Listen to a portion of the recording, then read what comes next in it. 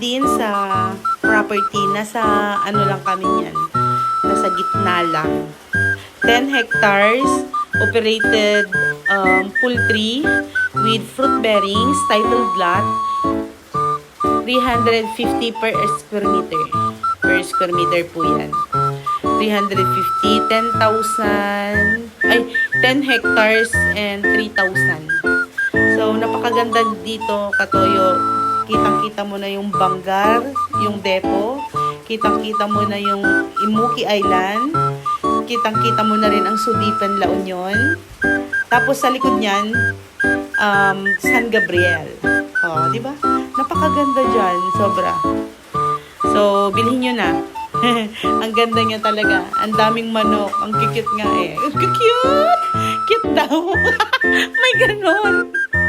So, anong inaantay mo mga Katoyo? Ayan. Super ganda talaga dito. 350 per square meter lang. Tapos, 10 hectares. Tapos, 10.3 hectares. Ang ganda. Sobrang ganda.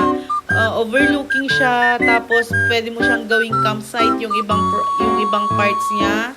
Tapos, actually, may tanim po sila dyan na mga gulay-gulay din. Pero nakabakod siya kasi kinakain ng, pag hindi na binakuran kasi yan, kakainin ng mga kambing, alaga nilang kambing, baka, ganon.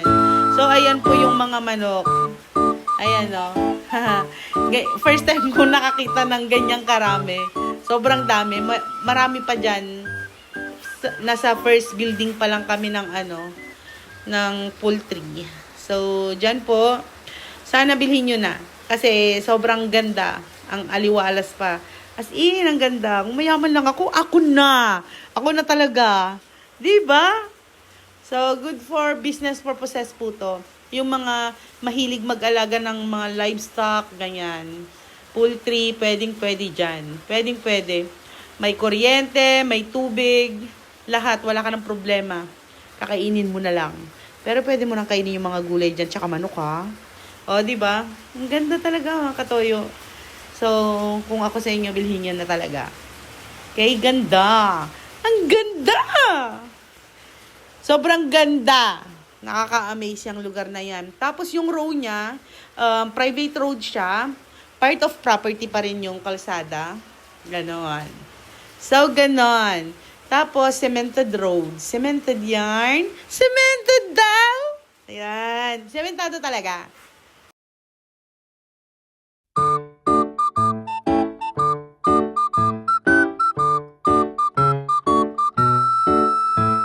So, tara mga Katoyo, ikutin ulit natin.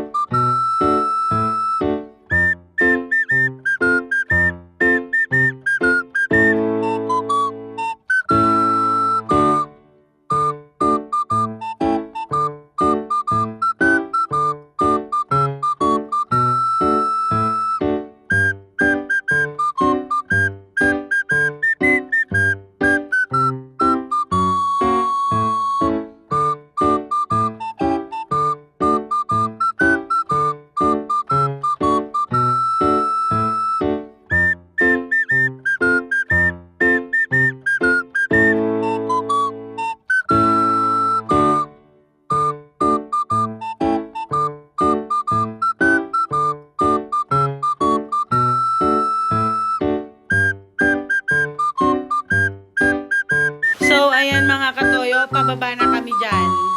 Hindi naman siya masyadong bundok na bundok. Pero, konti lang naman. As in, konti lang. Pero, more on flat area po siya. Kaya ganda talaga dyan mga Katoyo. Ayan, ang daming fruit bearings. May mga duhat. Maraming puno ng mangga. Saging. Maraming, chiko. Kay Mito, ganon. Basta marami. Sobrang dami. Basta, ang dami-dami talaga. So, kasama pala namin yung dating owner po dyan. Diba? Pero siya pa rin yung nagdi-deal dyan. Kasi binibenta na rin yung nung nakabili.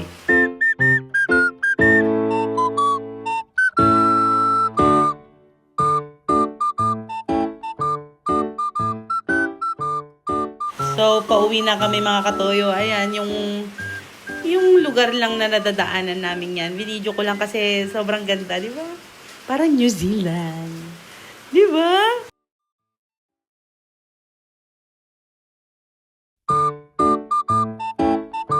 So, thank you po Sir Brian. Salamat sa pagturo.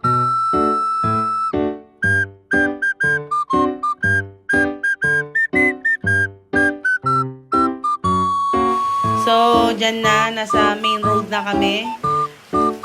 So, kukunin ko na yung sasakyan ko at iniwan ko lang dyan sa tabi. Kasi nga masyadong lowered po yung sasakyan. Hindi po kaya na. So, let's go to Nagilian. Next destination naman tayo mga katoyo. Kasi naghahanap nga po talaga ako ng lupa na para kay ma'am. O, diba? Kaya ganda talaga dyan sa Balawan.